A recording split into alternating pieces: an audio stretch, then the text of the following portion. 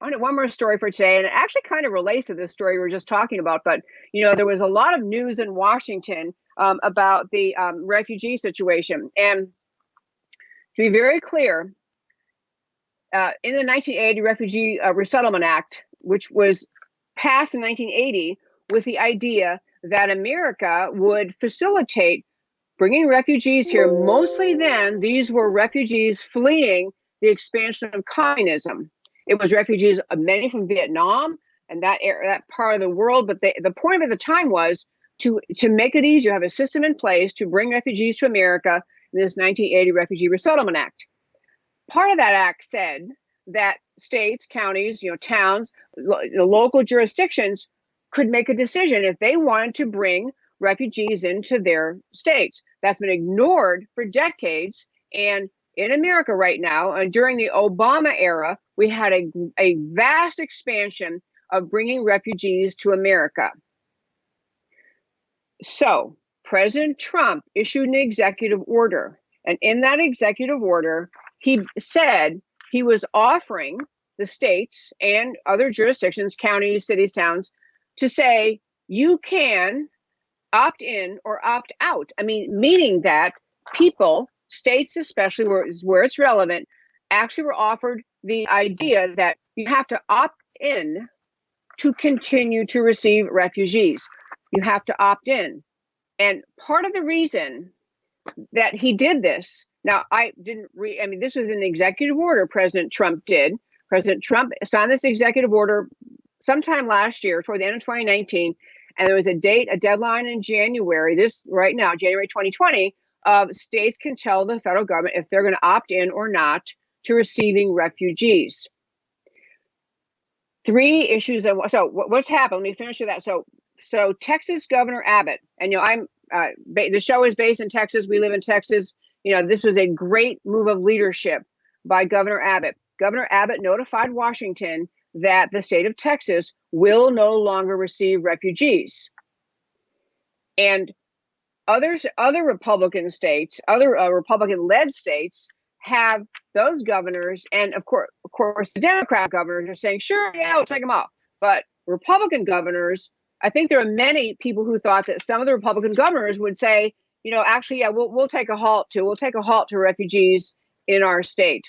So, and there are actually, the number is, I said about 17, I think, 17 Republican governors have agreed to take refugees. So you have even Republican governors going along with it. Governor Abbott said, no, I want to talk to you about why he said no, what's happened in other states, and then really get at why this is such an enormously consequential issue. It's actually a very political issue. And the reason I want to do this, in part, is I know that especially women and even some relatively conservative Republican women have a soft spot in their heart when they hear the word refugee. They have, well, I mean, you're picturing the poor woman who has, 4 children and the husband has run off or the husband has been killed and the government's chasing them and they're impoverished and they are fleeing persecution. And the idea, by the way, of refugees was you qualify for the refugee program by being designated as someone who is fleeing persecution. It never was the idea of refugees that you come here just because of poverty. America cannot import or offer refugee status to every impoverished person on this planet Earth. There isn't room, there isn't money, we can't do it. So the refugee idea was never to say because you're impoverished, you can come here. But the sympathy on the refugee question is completely understandable. But I want to get at why we have to see this refugee issue as more of a political issue and less of an issue of showing human kindness, because it's political. Starting with the great state of Texas, we have been, as we've talked about last year, and everyone's been watching on the news, we've had caravans of people walking up from Central America, walking through Mexico, caravan after caravan after caravan after caravan of people presenting themselves at the southern border of the U.S., a lot in Texas and in California, presenting themselves at the border and saying, I'm here seeking asylum, I want to be a refugee, I need your help, I'm impoverished, or whatever their story was. So we had a flood of people coming over the southern border. We had, under the Obama era, very lax enforcement. In fact, and this is what I want to get to, why I say it's political. Under the Obama administration, there is clear evidence that the Obama administration, in a variety of ways, encouraged this exodus from Central America, encouraged citizens of Honduras, Guatemala, and El Salvador, encouraged them to come to America and encourage them to believe that when you get to America, because you're coming here as a refugee, when you get to America, you will receive refugee status. The caravans did not come to the southern border of America organically, naturally. This was not people suddenly discovering they're impoverished and suddenly deciding, let's join caravans and go. The Obama administration encouraged it. And on top of that, numerous international organizations committed to socialism, committed to globalism, committed to the destruction of America and the destruction of our southern border, funded, orchestrated, assisted, supplied these caravans to bring them up to America. This did not happen organically and naturally. It came as a result of numerous international organizations, including components of the United Nations, encouraging people to come here and telling them from those 3 Central American countries, from Mexico, come on up, America will let you in. The flooding of the southern border was intentional. The overwhelming of our system at the southern border was intentional. This is one of the reasons that Governor Abbott of Texas gave when he talked about the idea Texas has already taken in more refugees than the other states. I'm going to get to the Refugee Resettlement Act in a moment, which is a different animal. But this idea of the caravans, and this is why I say it's political, people, you have to understand it is not, those organizations were not trying to help impoverished people. They were trying to overwhelm the American southern border, argue for the evisceration, the destruction of borders, argue for globalization. This was an intentionally orchestrated movement. If you fail to stand up to it, you're agreeing with them. You're saying, sure, fine, we don't need a border. We don't need to worry about citizenship. We don't need to worry about the identity of America. Everybody come on in. This is intentional. And this is one reason that people who want to preserve the idea of America need to be alert to what the refugee whole situation is at the southern border. The second piece of this is the Refugee Resettlement Act.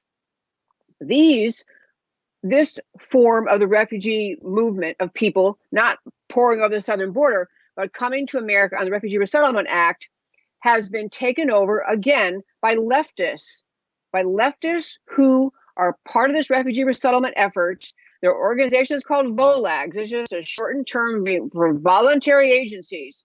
These are voluntary agencies that are many church related. They are Lutherans, the Catholics, the Episcopalians, a bunch of them. But these organizations banded together and they became officially recognized as organizations that could host refugees coming to America. So we had refugees coming to America. We had the United Nations in charge of figuring out at all these refugee camps all over the world, which group should go to which country.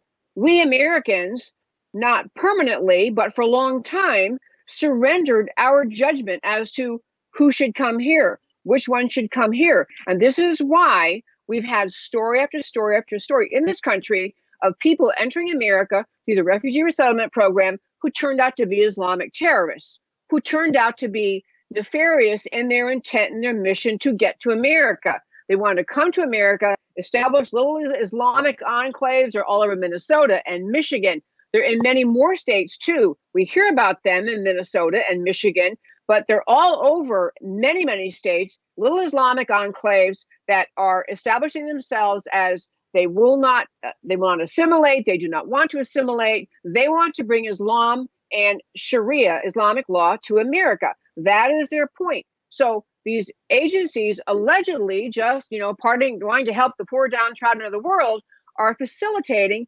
this invasion via refugee program. Invasion being via the refugee program in America. And so many people are saying, let's put an entire halt on the idea of bringing more refugees to America.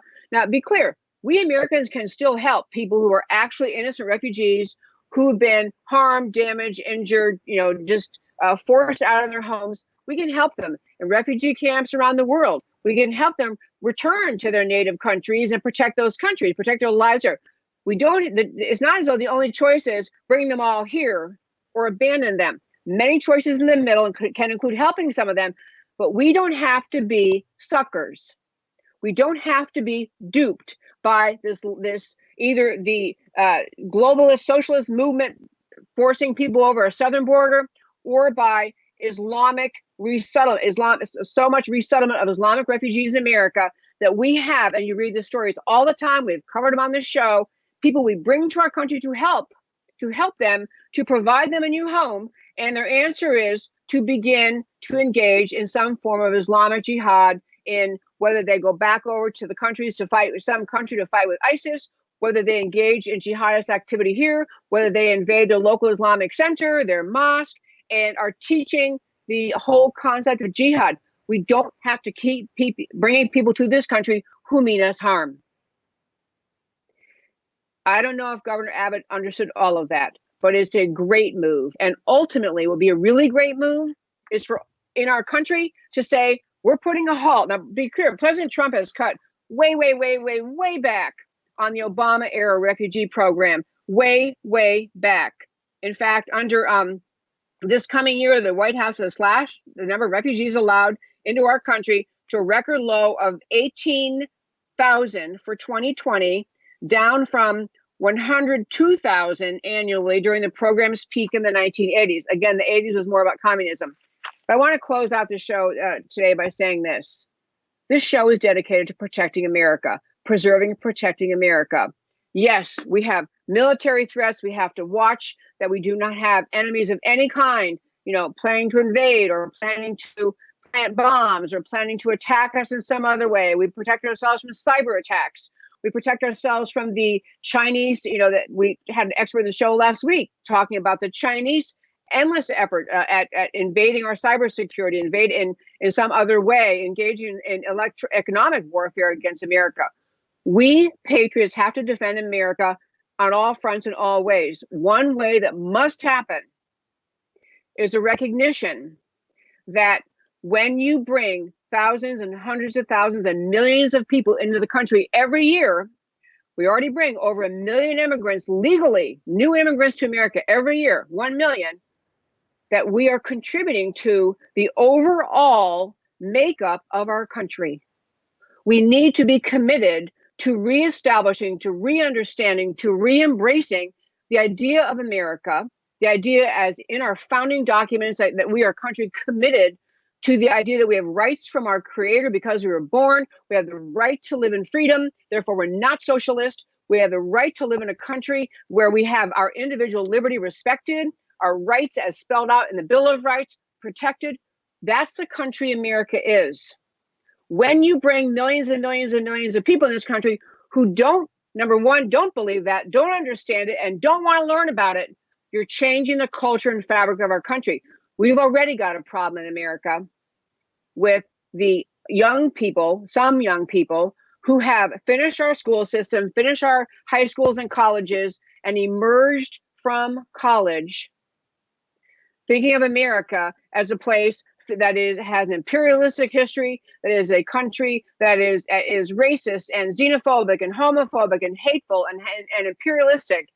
Those young people haven't a clue what America is.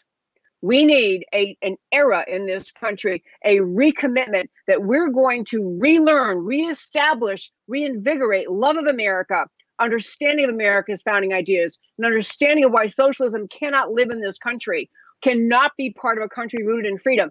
We have to commit to that. And it'd be much easier for us to commit to that, to re-inspiring love of America, changing our educational system, getting rid of the teaching and the textbooks that teach children to hate this country, teach children to hate our founding fathers, to hate the ideas of our founding. We need to reinvigorate all of that.